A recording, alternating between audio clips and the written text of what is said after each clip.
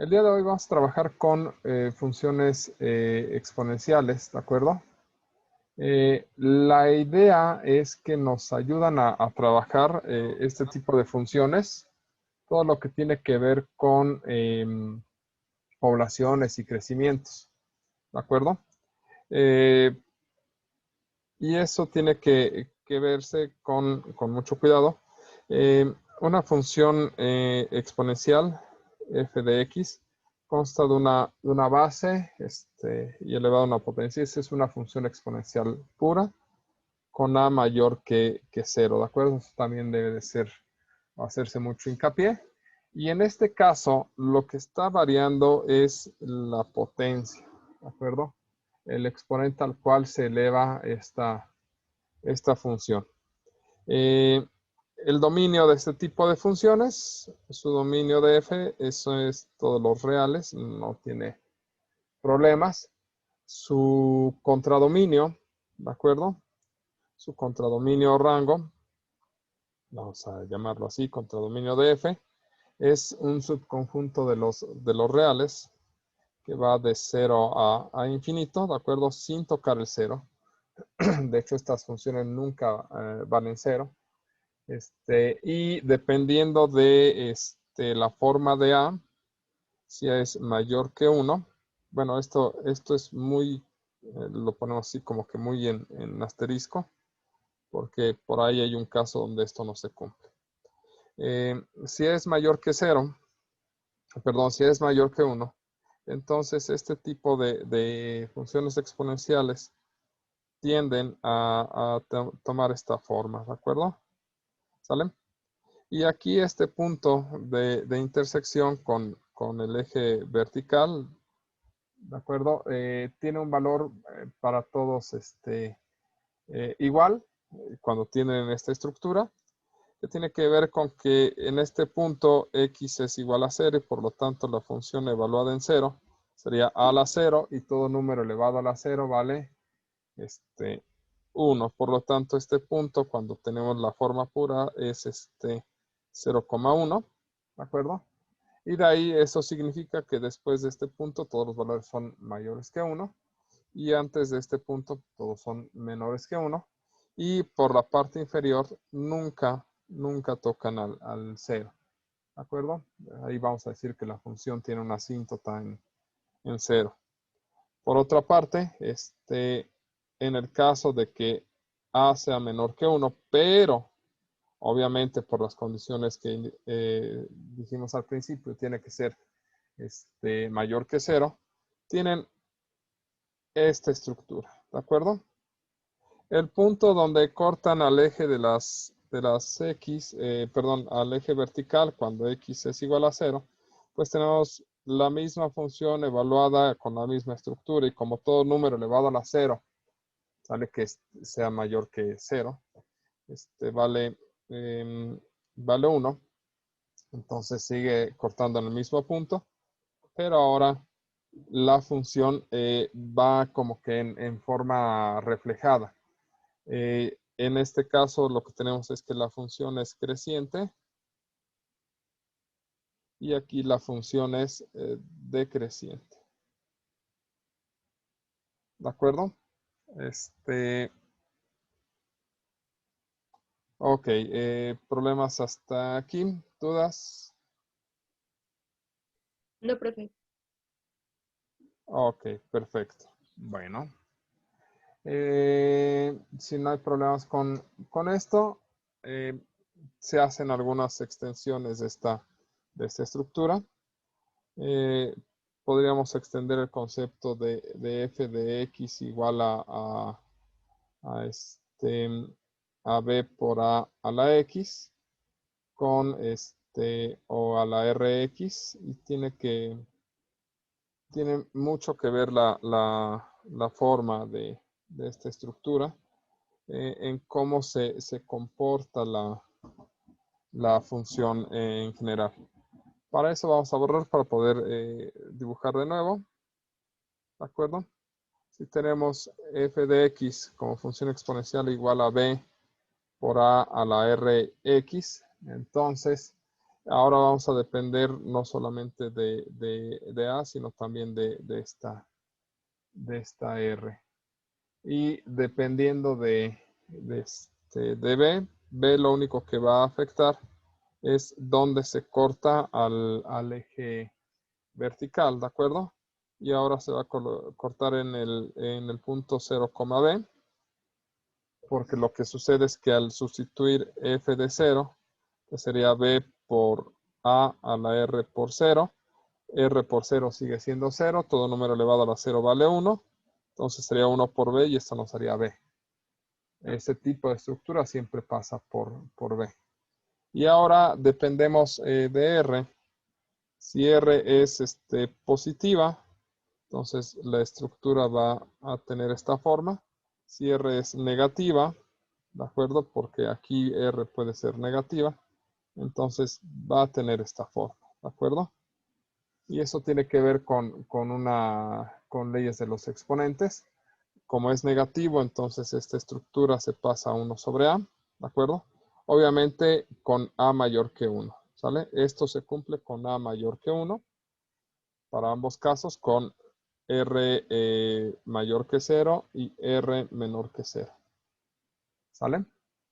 Esas son las dos combinaciones que podemos tener. Si resulta que r es menor que 0, bueno, esa es una forma en la que nos queda esta estructura. ¿De acuerdo? Quién sabe qué hice ahí, pero se ve padre. Creo que elegí un plumón. En fin. Si A es menor que 1, obviamente mayor que 0, y R es menor que 0, entonces se cumple igual esta estructura, ¿de acuerdo? Y aquí si A es menor que 1, pero R mayor que 0, es decir, si A es más pequeña que 1, pero R es positiva, entonces va a tener esta forma.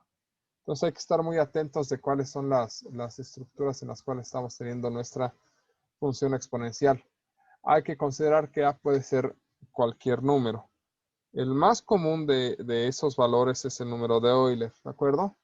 En el cual E tiene una cierta estructura que vamos a ver más adelante cuando ingresemos a la parte de límites, pero por el momento es un número real, ¿sale? Pertenece al conjunto de los irracionales y se le dan una serie de propiedades en matemáticas, ¿de acuerdo? Entonces la forma más común que tenemos de función exponencial es esta, ¿sale? Y le podemos agregar un montón de cosas a esta expresión. Pero en lo general, pues, E es un número mayor que 1, por lo tanto, de manera natural, su estructura es esta, ¿de acuerdo? Si le cambiamos, si ponemos E a la menos X, ¿sale? O cualquier estructura negativa en esta parte, entonces va a tener esta forma, por lo que hablábamos hace un segundo. En este caso, si quisiéramos ver a la R en esta posición, pues R sería 1. Y si quisiéramos ver a la R, en este caso sería menos 1. Mayor que 0 y menor que 0, por lo cual preservan estas formas nuestras gráficas de la función exponencial. ¿De acuerdo? De hecho, en general, cuando nos referimos a una función exponencial, tradicionalmente esperamos que estemos hablando de la función e a la x, ¿de acuerdo? Entonces, cuando hablamos de la derivada o de la integral de una función exponencial, en general nos referimos a esta forma, aunque lo correcto es pensar en realidad en esta estructura, ¿de acuerdo? De ahí la función exponencial, pues lo que importa es mucho el comportamiento y entender sus dominios. ¿Sale? ¿Problemas con esto? No, Aquí la parte más interesante y por qué tiene tanto uso la función exponencial es porque lo vamos a ver más adelante, pero tiene que ver con que la derivada de esta función es ella misma. Entonces nos está indicando que el cambio que se da de un valor a otro tiene que ver con cuántos hay actualmente. Entonces, de ahí la importancia de la función exponencial. Después de esto, tenemos que ver funciones inversas, ¿de acuerdo? ¿Sale? Las funciones inversas responden a la pregunta contraria que hace una función normal. Por ejemplo, si f de x fuera 5x, ¿de acuerdo? Donde f es una función de costo y x es el número de lápices. Lápices, ok. Entonces, esta función f lo que nos está diciendo es que cada lápiz cuesta 5 pesos, ¿de acuerdo? Y por lo tanto, a lo que responde esta función es eh, em, cuál es el costo de comprar X lápices, ¿de acuerdo? Eso es lo que responde esta función. Las funciones inversas responden en sentido contrario.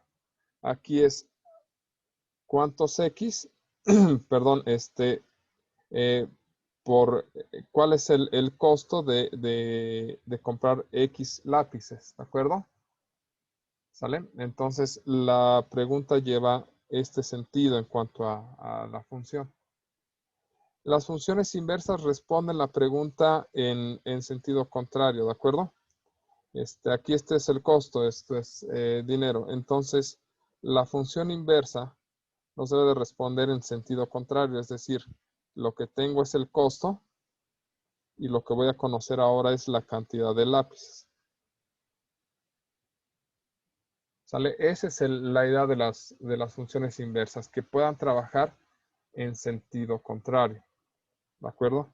Donde aquí X ahora se vuelve el costo y lo que obtengo es la cantidad es cuánto dinero tengo y lo que obtengo como resultado es cuántos lápices puedo comprar. Por ejemplo, aquí si compro un lápiz, el costo va a ser 5. Si compro 2 lápices, el costo es 10. Si compro 3 lápices, el costo es 15. ¿De acuerdo? Si compro 20 lápices, el costo es 100. ¿Sale? Ahora, si uno llega a la tienda con la función inversa y llevo 10 pesos, pues lo que puedo comprar son 2 lápices. Y si llevo 30 pesos, lo que puedo comprar son 6 lápices. ¿De acuerdo? Se dan cuenta cómo está respondiendo la pregunta opuesta. Si llevo 25 pesos, puedo comprar 5 lápices. Entonces, lo que estoy obteniendo como función inversa, pues es el dinero que llevo a la tienda, entre 5 me da la cantidad de lápices que estoy adquiriendo. ¿De acuerdo? Eso nos permite identificar cuál es el sentido o la necesidad de las funciones inversas. Lo que tenemos ahora que entender es cómo se calculan y después identificar sus dominios para ver que sean adecuados, ¿de acuerdo?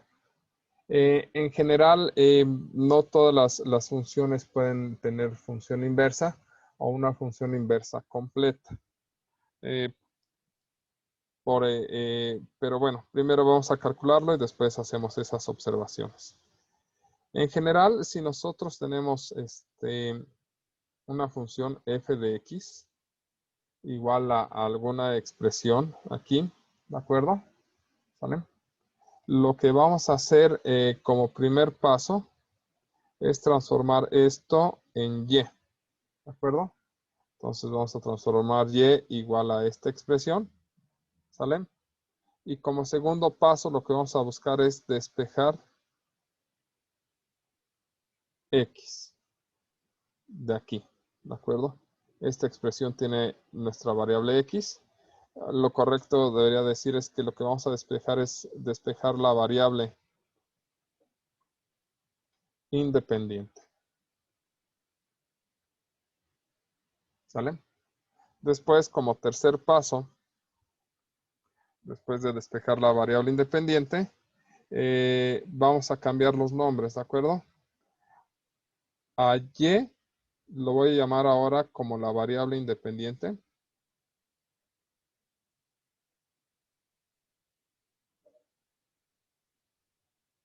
Y a x, o a la variable independiente,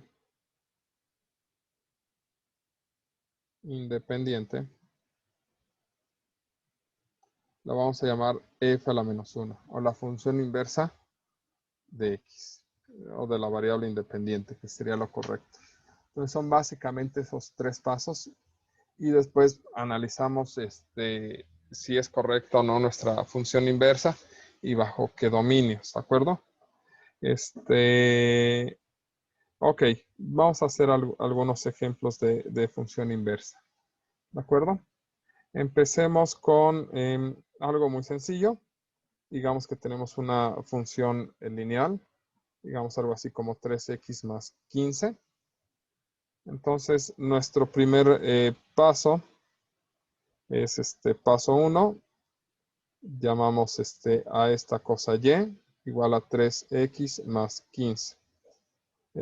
Paso 2, vamos a despejar a x, entonces sería y menos 15 igual a 3x. Este 3 está multiplicando, pasa dividiendo, sería y menos 15 sobre 3 igual a x, ¿de acuerdo? Y ya terminamos nuestro despeje.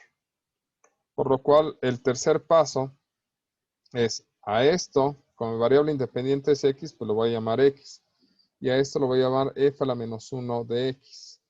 Con lo cual nos queda x menos 15 sobre 3 igual a f a la menos 1 de x. ¿De acuerdo? Y con eso habremos obtenido la función inversa. Esto significa que si yo tomo un valor, ¿sale? Digamos que si x es igual a 3, pues puedo calcular f de x.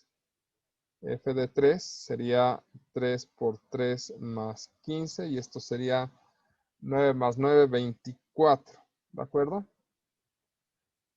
Por su parte, si yo ahora evalúo la inversa en 24, el resultado que debo de obtener, que sería 24 menos 15 sobre 3, nos va a dar 24 menos 15 es 9 sobre 3, esto nos da 3. Es decir, la función inversa, ¿sale? Toman dos conjuntos, para este su dominio y para este su contradominio, ¿sale?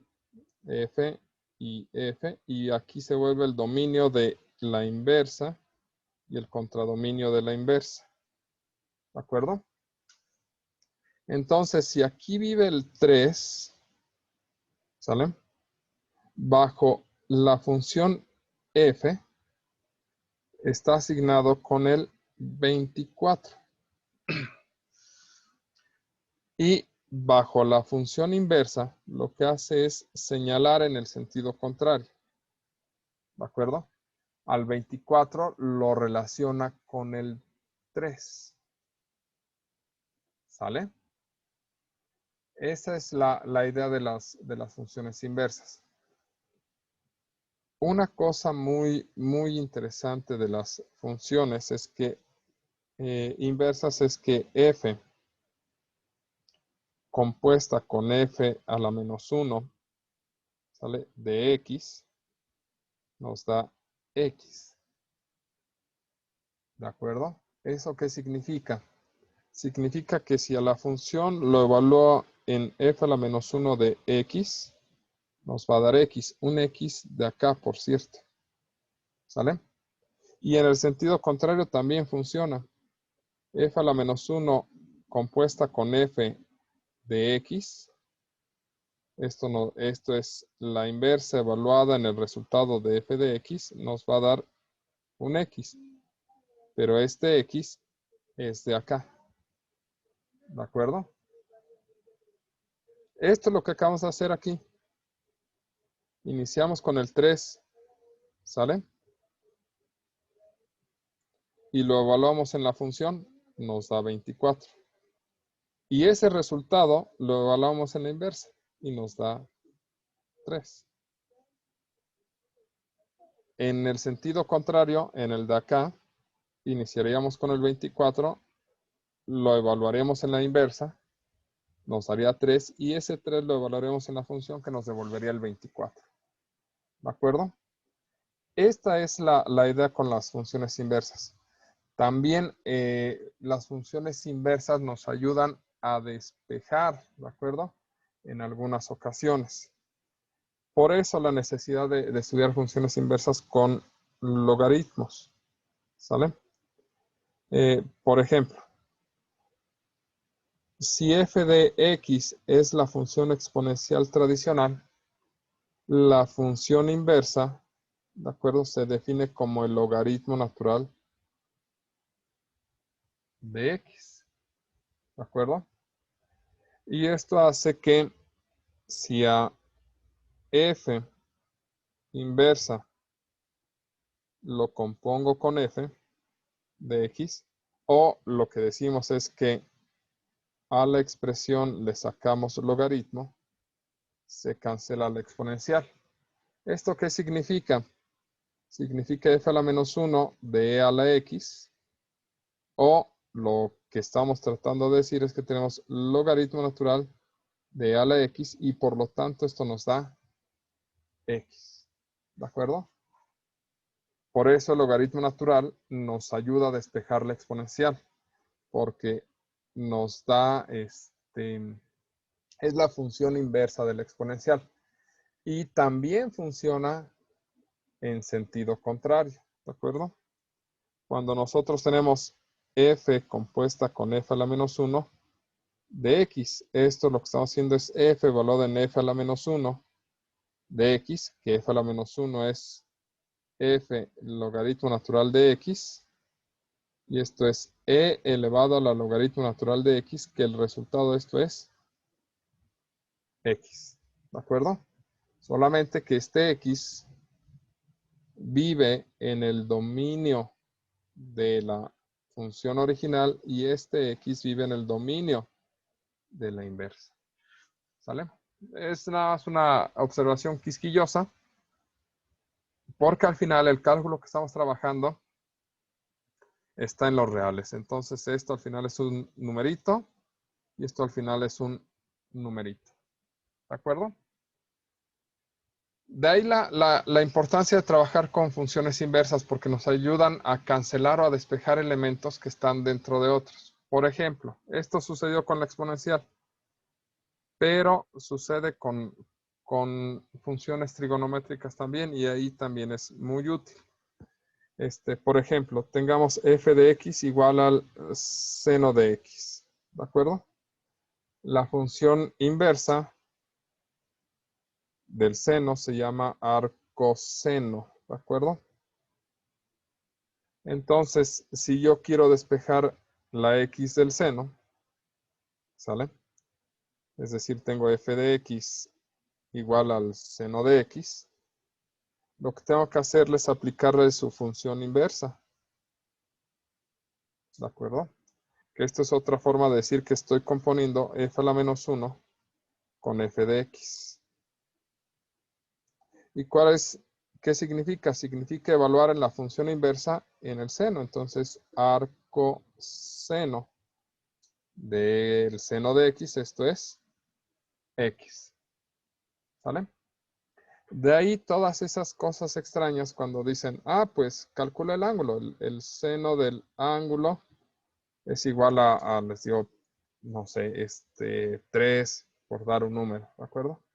Entonces te dicen, calcula el ángulo. Pues lo que haces es decir, pues aplico arcoseno al seno del ángulo. Y esto es arcoseno de 3. ¿Por qué lo hago en ambos lados? Porque al ser una función tengo que aplicarla en ambos lados de esta igualdad. Y el arcoseno con el seno pues son funciones inversas. No es que se cancele este con este, sino que al aplicarlo, ¿sale? Lo que nos queda es simplemente el ángulo. Y esto es arcoseno de 3. ese es el sentido que tiene hablar de las funciones inversas y por qué se aplican de tal manera o por qué nos ayudan a despejar o por qué nos cancelan cosas. ¿De acuerdo? Es porque al momento de llevar a cabo su composición, van en un lado y regresan al valor original. ¿De acuerdo? ¿Más o menos?